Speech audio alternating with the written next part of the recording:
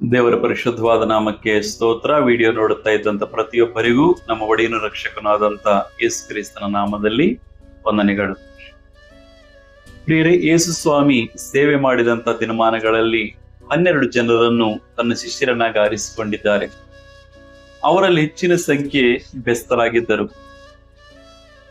ಅಂತ ಬೆಸ್ತರನ್ನು ದೇವರು ಕರೆದು ಅವರಿಗೆ ಶ್ರೇಷ್ಠವಾದ ಮಹಿಮೆಯುಳ್ಳ ಸೇವೆ ಎನ್ನುವಂತ ಜವಾಬ್ದಾರಿಯನ್ನು ಕೊಟ್ಟು ಪರಲೋಕ ರಾಜ್ಯಕ್ಕೆ ಆತ್ಮಗಳನ್ನು ಗೆಲ್ಲುವಂತ ಸೌಭಾಗ್ಯವನ್ನು ಕೊಟ್ಟಿರುವಾಗ, ಯೇಸು ಸ್ವಾಮಿ ಕಲ್ವಾರಿಯ ಶಿಲುಬೆಯ ಮೇಲೆ ಮರಣ ಹೊಂದಿ ಮೃತ್ಯುಂಜಯನಾಗಿ 3ನೇ ದಿನದಲ್ಲಿ ಎದ್ದು ತಾನು ಸಜೀವವಾಗಿ 2 ಸಾರಿ ಶಿಷ್ಯರಿಗೆ ಕಾಣಿಸಿಕೊಂಡು ಅನೇಕ ರುಜುವುಗಳಿಂದ ನಾನು ಪುನರುದ್ಧಾನನಾಗಿದ್ದೇನೆ ಎಂಬುದಾಗಿ ತೋರ್ಪಡಿಸಿಕೊಂಡಾಗಿಯೂ ಸಹ ಈ ಶಿಷ್ಯರು ಸೇವೆಯನ್ನು ಬಿಟ್ಟು ದೇವರ ಕರೆಯಿಂದ ತೊಲಗಿ ಮೀನು ಹಿಡಿಯುವಂತ ಕೆಲಸಕ್ಕೆ ಹೋಗಿದ್ದಾರೆ.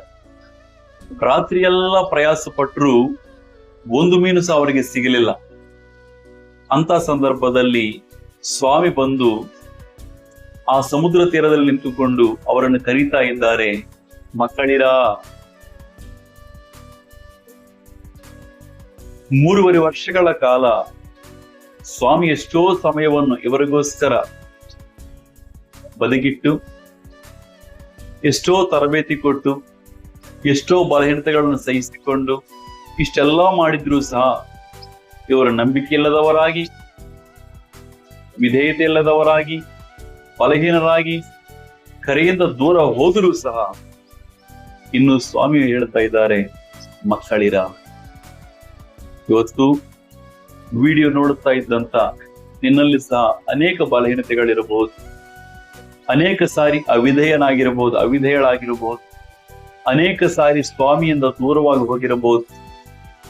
ಆದರೆ ಹೇಳಬೇಕಾದಂತ ಒಂದು ವಿಷಯ ಏನೆಂದರೆ, ನೀನು ದೂರವಾಗಿ ಹೋಗಿದ್ದರೂ ಸಹ ಆತನು ದೂರವಾದವರಲ್ಲ.